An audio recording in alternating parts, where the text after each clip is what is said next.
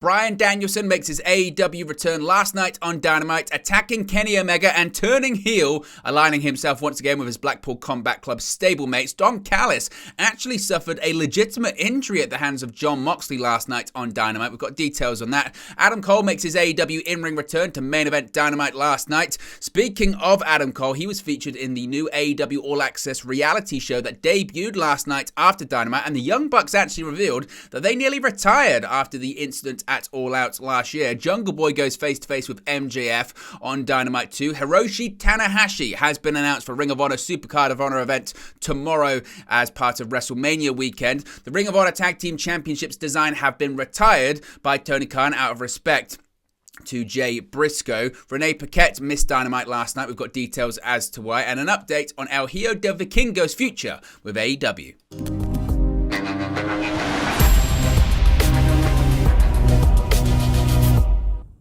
Hey guys, welcome back to Wrestling News 365. Hope everyone is doing very well. As always, there are plenty of news stories to get into in the world of All Elite Wrestling. And let's start off talking about the American Dragon. Bryan Danielson said he needed to go home for a while, but indeed, now he is back. Just 3 weeks after Bryan Danielson was written off of AEW programming for a long period of time, seemingly, with a promo where he said, "It's time for me to go home," the American Dragon made a surprise return on Wednesday's episode of Dynamite in St. Louis, Missouri. After Kenny Omega defeated Jeff Cobb to retain the IWGP United States Championship, he was menaced by Jon Moxley, Claudio Castagnoli, and Wheeler Yuta of the Blackpool Combat Club. Soon after, Danielson's music hit and he waved off his Blackpool Combat Club stablemates, pantomiming as if he was angry at them. He followed by offering his hand to Omega, helping him up. And then Omega turned his back on Danielson to tell off Wheeler Yuta, who was also surrounding the ring. You can probably guess what happened next. He walked straight into a Psycho knee as soon as he turned around. Danielson then put Omega in the label lock while Moxley, Castagnoli, and Yuta stomped on him, even switching to a one-handed version of the hold, where he posed with one hand while hooking Omega's nose with the other. This seemingly, of course, sets Danielson as the next challenger for Kenny Omega's IWGP United States Championship. Whether that happens in All Elite Wrestling or New Japan Pro Wrestling remains to be seen. Also, seemingly would set up possibly a blood and guts match in the future, with the 4 members of the Blackpool Combat Club facing the Elite and Hangman Adam Page, but that might be up in the air, considering that Matt Jackson has a partially torn bicep, which he is rehabbing right now, and is expected to miss several months. Of course, Danielson and Omega do have history in AEW. When Danielson debuted in AEW in the summer of 2021, his first match in the company was a non-title match with the then AEW World Champion Omega that opened the first annual Dynamite Grand Slam show at Arthur Ashe Stadium in New York City. The bout, which went to a 30-minute time limit draw, is widely considered to be one of the best in AEW history to date, with an average of 9.57 out of 10 rating from 810 votes at cagematch.net. That show also holds the AEW attendance record, with AEW announcing the figure as 20,177 fans in the building. So Danielson is back, and he's back once again with the Blackpool Combat Club. Now, as part of this storyline, Don Callis has been mischievous, to say the least, over the last couple of weeks, but he left Dynamite, he left St. Louis, he actually had to stay overnight because he was legitimately injured last night during the broadcast. Following the surprise return of Bryan Danielson on Dynamite, it seems the Blackpool Combat Club will be running roughshod on the Elite. This includes the prior backstage attack on Hangman Adam Page and Don Callis. According to a report from PW Insider, Don Callis was legitimately hurt in the backstage attack by Jon Moxley and the BCC. Callis' role in the backstage segment saw him receive a punch from Moxley and fall to the ground, but according to the report, Callis actually struck his head and busted himself open on the way down. It was later announced on Dynamite that Callis was being checked out backstage, and that was legitimately the truth. Now, the backstage attack just serves as another step in this ongoing heel turn from the Blackpool Combat Club, and with Danielson back in the fold after his feud with MJF, the stable has returned to full strength.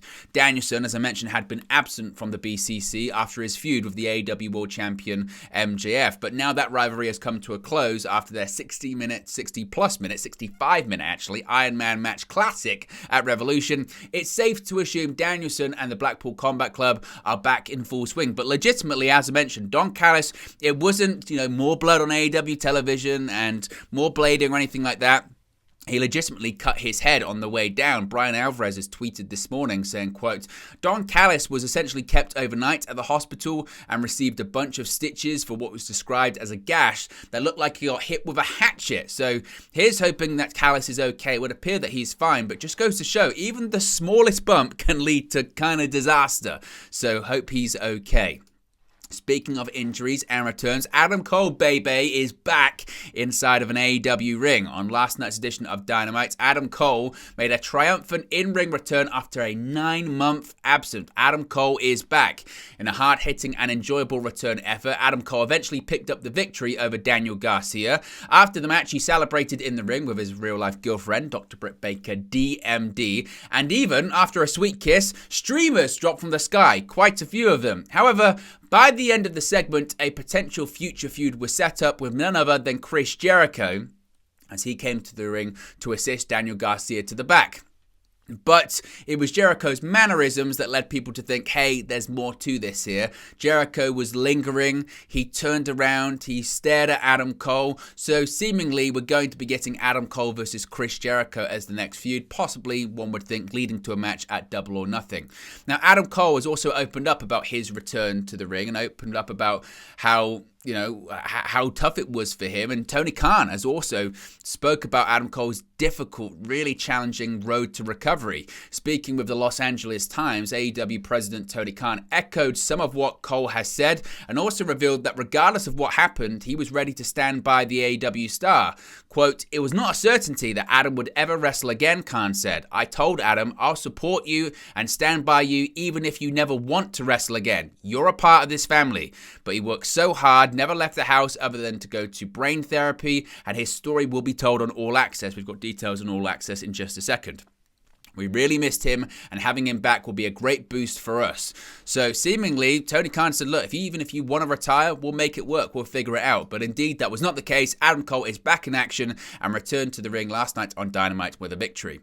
Now, I said we were going to talk about the new reality show, AEW All Access. It debuted last night on TBS after AEW Dynamite.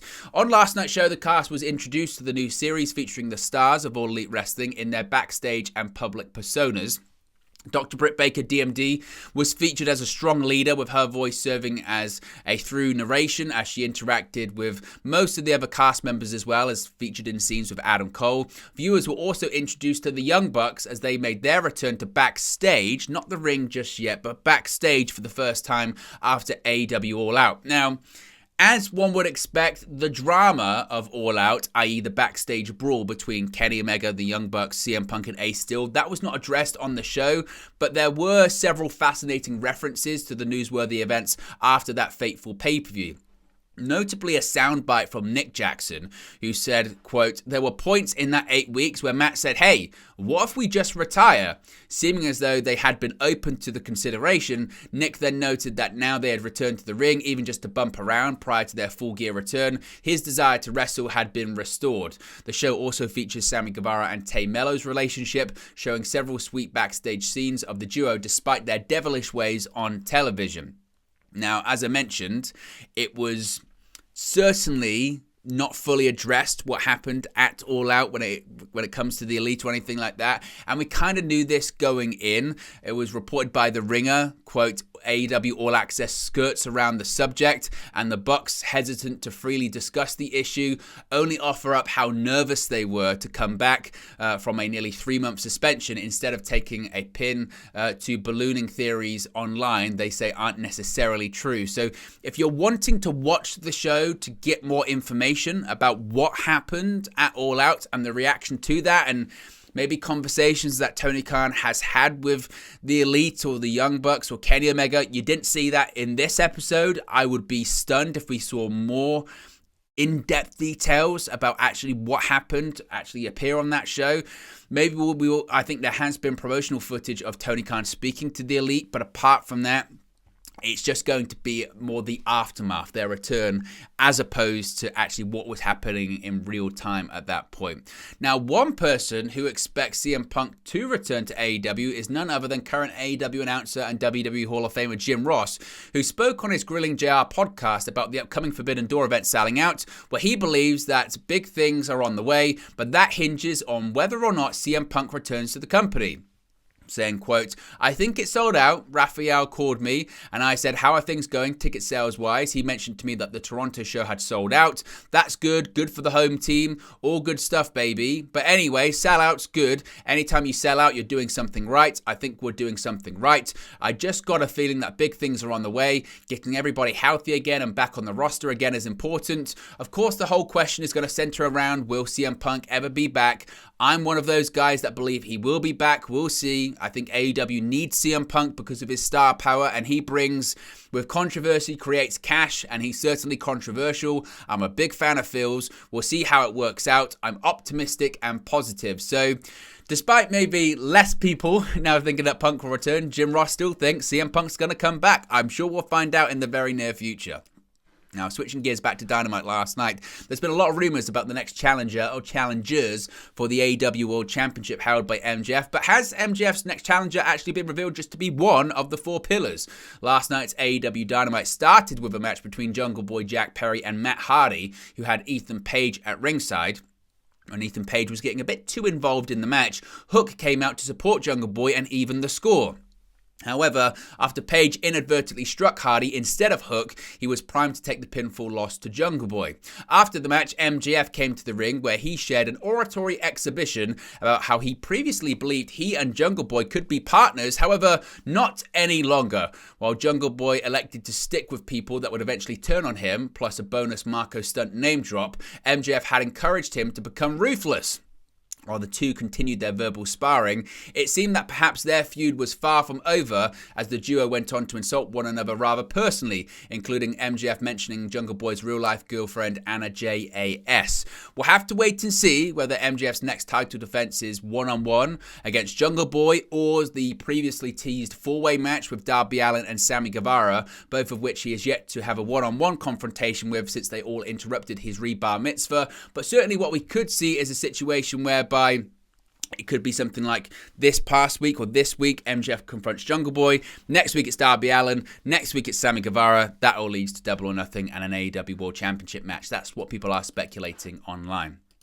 A big weekend of pro wrestling ahead. We've got NXT Stand and Deliver, WrestleMania, Supercard of Honor, plus a plethora of other independent shows. And New Japan Pro Wrestling veteran Hiroshi Tanahashi has now officially been added to Friday, that being tomorrow's Ring of Honor Supercard of Honor pay-per-view.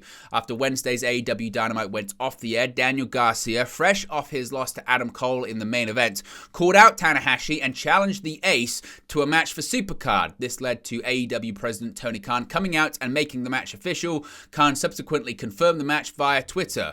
The former Ring of Honor Pure Champion Daniel Garcia has challenged wrestling legend Hiroshi Tanahashi, and New Japan's Ace has accepted the Sports Entertainers Challenge for this Friday at Supercard, Khan wrote on Twitter.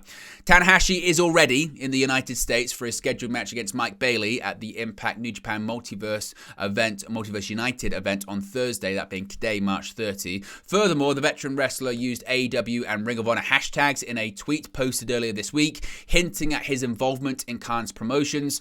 Tanahashi previously wrestled two matches for AEW, the first being on June 22nd, 2022, that episode of Dynamite where he teamed up with Jon Moxley to wrestle Chris Jericho and Lance Archer. Thereafter, Tanahashi main evented the AEW New Japan Forbidden Door pay-per-view in 2022 against Jon Moxley in a match to crown the interim AEW World Champion.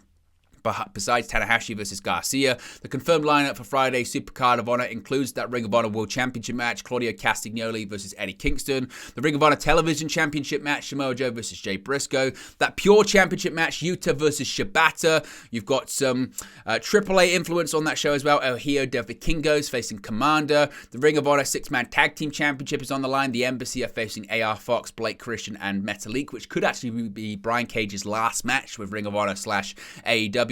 Also, a Reach for the Sky ladder match will be held to crown new Ring of Honor World Tag Team Champions. And speaking of the ROH World Tag Team Championships, the current design of the titles is going to be retired. Speaking to the Battleground podcast, Tony Khan revealed a heartwarming plan to not only pay tribute to the late Jay Briscoe, but also to give a refreshed look to one of Ring of Honor's most coveted titles. Khan said, "We were talking about ideas to pay tribute to the late great Jammin' Pew, Jay Briscoe. So many of us love Jay Briscoe. He's beloved in the locker room, and there are wrestling fans all over the world that loved him. We wanted to pay tribute to him in Ring of Honor with something special, and of all of the ideas I heard, this was by far the best idea. It came from somebody who liked him a lot and wanted to contribute a good idea. It's really something that Mark Briscoe thought it was a great idea, and that was important to me too. Having his opinion and having his buy-in to this made all of the difference in the world. It'll be new bouts. We retired the old design." The previously announced Reach for the Sky ladder match for the Ring of Honor Tag Team Championships, of course, will be held at this upcoming Supercard of Honor pay-per-view. In the match, we'll have the Lucha Brothers, the Kingdom, Top Flight, Roosh, and Dralistico, and Aussie Open. Of course, Mark Briscoe, as I mentioned, will be wrestling for the Ring of Honor World Television Championship. But new championships will be introduced on Friday. New designs, rather. The old design is going to be retired as a tribute to the late Jay Briscoe. Now, one person that wasn't at Dynamite last night was RENEE Paquette, and we now know why. RENEE Paquette missed last night's episode of AEW Dynamite in St. Louis due to food poisoning. AEW shared a video to Twitter of Lexi Nair and RJ City backstage, announcing that RENEE would miss the show due to food poisoning. RJ and Lexi went on to run down the episode of Dynamite and the card ahead. Responding to the video, RENEE revealed how she suffered the food poisoning, claiming that it came from an ordered-in salad. So, suggesting that ordered-in salad caused her to have food poisoning, and that's why she missed the show. If any of you were wondering, hey, where's RENEE Paquette this evening? Finally, we spoke about El Hijo del Vikingo and obviously the huge impact that he made when he faced off against Kenny Omega on Dynamite. And the thing is, when it comes to Lucha Libre stars, the contractual rules can sometimes be a bit constantly complicated, can't they? And such is often the case with independent wrestling centered Ring of Honor. Some talents will be working the biggest Ring of Honor show of the year on essentially a handshake agreement. It's kind of the way that pro wrestling sometimes works. Sean Ross Sapp of Fightful Select is reporting that 3 talents on the upcoming Ring of Honor Supercard of Honor pay-per-view are working for Ring of Honor and AEW without contracts. El Hijo del Vikingo, Commander, and Dralistico are all working the March 30 event as free agents. While Fightful confirmed that all 3 talents are on nightly deals, Dralistico and AEW have held talks about a firmer agreement between the 2 parties. It's not uncommon, though, that this would happen. Commander, of course, debuted for AEW during the Face of the Revolution ladder match earlier this month. That spot was reportedly actually meant for El Hijo del Vikingo, but he wasn't available. Vikingo then went on to make his debut in that heavily lauded match with Kenny Omega on Dynamite. They do possibly have contracts though with other companies, which makes it complicated. Commander had that contract with, I believe, was it Chaos or something like that in Mexico. We know that, obviously, El Hijo del Vikingo is the AAA Mega Champion, so he's got to deal with them as well. So it gets complicated, but essentially 3 big names don't actually have contracts with Ring of Honor or AEW, but that's kind of the case with Ring of Honor under the Tony Khan regime. So there you go, guys. It's the latest AEW/Ring of Honor news. Be sure to smash a like on the like button. Be sure to subscribe bottom right-hand corner. Remember, you can join the WN365 roster by clicking that join button. Let me know your thoughts in the comment section below, and I'll speak to you again very, very soon. Hey guys, thank you for watching, listening, streaming, or however you come across this video today. Be sure to click on the video on the right there to watch our next video, or click the bottom there to subscribe, or the bottom right hand corner. Thank you very much, and I'll speak to you again very soon.